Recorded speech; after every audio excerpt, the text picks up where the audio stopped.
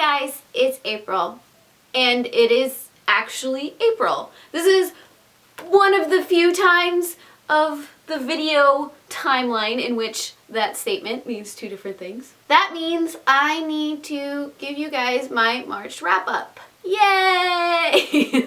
Okay, so I did do Read-A-Rama in March. So I have a wrap-up of all the books I read for that read-a-thon. It was a grand total of 7 plus one extra book, which I will actually talk about here. But if you want to hear about those 7 books, go check out that video. I will link it up there and down there. And then I have 11 other books to talk to you about today because I'm insane. And this is my new cat scarf. It slowly rotates around your neck to give you full protection on your neck.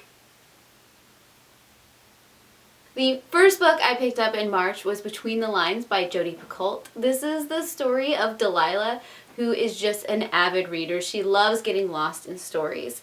And it is also a story about Oliver, who is a prince in one of the stories that she loves. Oliver isn't content to be in his story. They soon realize that Delilah can hear Oliver. So they start to hatch a plan to bring him out of the book. And that is this story. It is something that I would have absolutely loved when I was a tween, because this is something that I have dreamed up myself because I am just a book weirdo like that. It was almost like fulfilling one of those fantasies that I had when I was younger. So it was cute. It wasn't overwhelming in any way. It wasn't anything special. It went just how I expected it to do. I do see how a younger audience would really grasp onto this story. Next, I finished the Splinter series by A.G. Howard by reading Ensnare. This is the conclusion of Alyssa's story as she deals with her past and how she's connected to Wonderland and all of that. I won't go into much of the story here since it is the third in a series. I do like this series because of how dark and how twisted it can get with the Alice in Wonderland pull-ins. But once again, it was one of those stereotypical, should I choose him, should I choose him, and then the ending is just,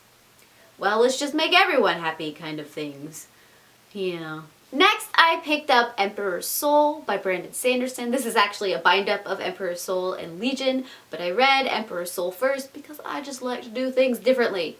Who wants to read a bind-up in order? Not me. Anyways, Emperor's Soul is about Shaya, I think is how you say her name. She is a forger, so she can forge one object into something else by changing something in its history. Her abilities aren't favored in the higher ruling class, and so she is put into prison for an art theft that she was planning. Because of some things that are going around with the Emperor, they decide they need to use her ability, so she is forced into a contract to help them. This story is how she goes and does that forgery, how people view this gift, and how she sees herself. I really do like the world that Brandon Sanderson is building here. I do believe there is one more book in this universe, so I'm excited to pick that up. It was a nice way to wet my feet to see if it was one of the universes that I wanted to get into, and I liked it. I liked it a lot. But then, of course, after I read that one, I decided that reading Legion was a good idea. Mainly because I really do like Brandon Sanderson's writing, and I knew I was gonna like it, and it was a really short story, so I picked up Legion. Legion is the story about a man named Steven who has a lot of different people inside of his head. He is the only one who can see them, but these people, these characters, help him know things. Now, because of Steven's ability, people tend to try and come to him to help them solve problems and things like that. And this is the story about Steven tracing down a camera that may or may not be able to see into the past. I really like this story. I don't know why. I think it's something about the schizophrenic kind of vibe that is coming out of this book in the way Steven interacts with all of his different characters in his brain and the way the characters interact with each other. Some of them know that they're imaginary, some of them don't, and the things that happen with these characters is absolutely great. And because of how much I truly enjoyed Legion, I decided I needed to pick up the next book because I didn't realize there was 2 books in the Legion world. So I picked up Legion Skin Deep. This continues on Steven's weird life of dealing with other people in his head, and in this one, he is looking for a body that stores data in its cells. Because a research facility is testing out using your body as a storage device for information, one of the researchers dies and then his body goes missing. Steven is hired to find this body and all kinds of shenanigans ensue. I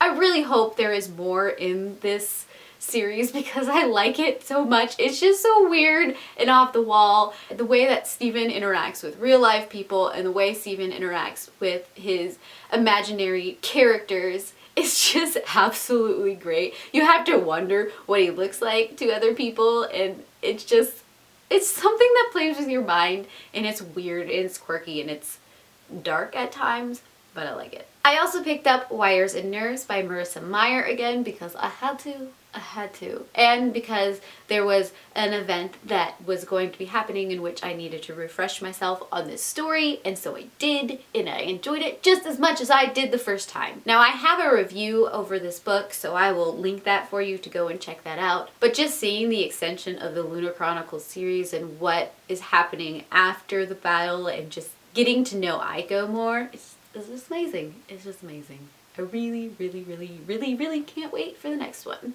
And next is A Conjuring of Light by V.E. Schwab. This was the book I wasn't supposed to read for Read-A-Rama, but I did anyways.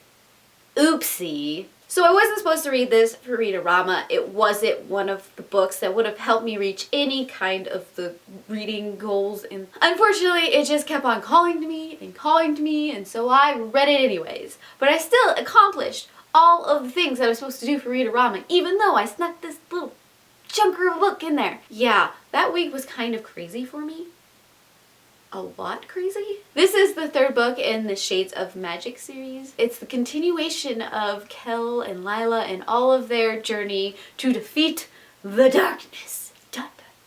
You've got blood magic, you've got the different Londons. I don't want to go a lot into this book because, like I said, it is the third in a series. I did like how some of it played out. There were times where I was just not exactly thrilled with how the characters interacted with each other, but it wasn't so annoying that I didn't race through this book, and I think the fact that I raced through this book tells you something about how much I really enjoyed this story. I love this series in general. It's something a little different in the fact that there's all these different Londons and the characters.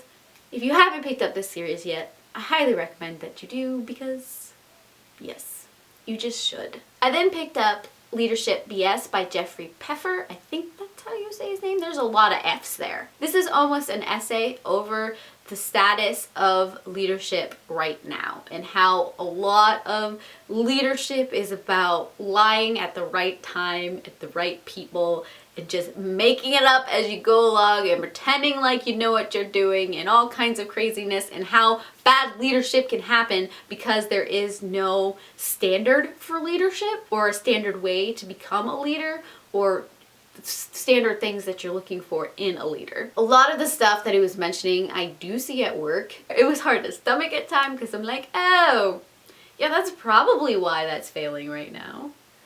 That would be a little bit of my guess. It was good to read. It was a little hard, but he made some pretty valid points about leadership and the state of leadership right now.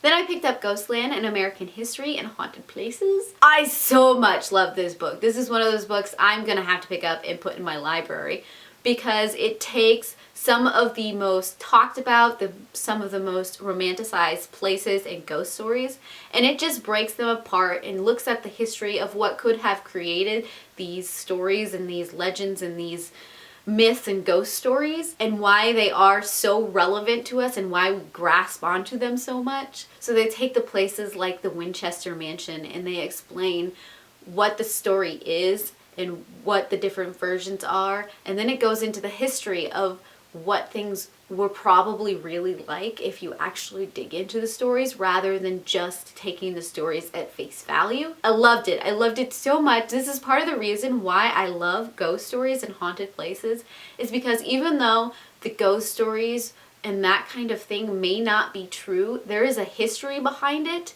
that possibly resonated so much with people that they just built on it. And I like that concept and the fact that you almost feel connected with history when you visit these places. So that was my mini rant about haunted places and why I like haunted places and why this book was amazing. Yeah! Then came Prince of Mist by Carlos Zafran. This is the first in the Niebla series. This is a story where the Carver family moves to a coastal village where their father recently purchased a house. Their son Max immediately feels that something is a little weird at this house. There is this garden of statues that just creeps him out like no other. And then he makes a friend with one of the local village kids, Roland. From there, they start to learn the history of the house and the sadness that has hit it, and some of the strange things that has happened in the town in the past. So they start to investigate everything that has gone on, and things just get really, really dark and twisted. It is a read for a younger audience, but it is a nice dark read for a younger audience. I'm gonna have to see if I can track down the next book in this series because it needs to happen. The ending punched me in the gut a little bit. I knew it was gonna happen, but at the same time, you're almost hoping that it's not that, yeah. And finally, I read Crimson Bound by Rosamund Hodge. This is a standalone story that is set in the same universe as Cruel Beauty. This is a Red Riding Hood retelling. Rochelle is training to become a woodwife when she meets a forest bound one day in the woods. She knows she's not supposed to leave the path. She knows that she's never supposed to take off her red cloak. But after a series of things, she herself becomes a bloodbound. This means that she is connected to the forest in a very dark way, and at some point will probably become a forest-bound. The king decides that he wants to use the service of the bloodbound to do his will, so she is then trapped into a contract with the king. At the same time, she's starting to get warnings that the devourer is coming. She has made it her mission to stop the devourer and any of those dark forces, even though she herself has started to turn into one of these dark forces. And in this story, she struggles to find the resources that she needs and the inner strength, I say that very dramatically, to become what she needs to become to defeat the devourer if she is the one who is supposed to do that. Rosamund Hodge writes so beautifully. I love the way she writes in both Cruel Beauty and in this story Crimson Bound. I almost like it even more in Crimson Bound. I think it's the way that she pulls in all kinds of mythologies and legends and weaves them together in a story that makes them almost feel their own. You can see the references there, but they're not something that feel weird, and I just like the universes she creates. So those are all of the books that I have read in March. It is a big list. I am finding my groove again, apparently. Tell me which of these stories interest you the most. I'd love to hear your opinion, so tell me down below, and I heart your beautiful faces. Bye.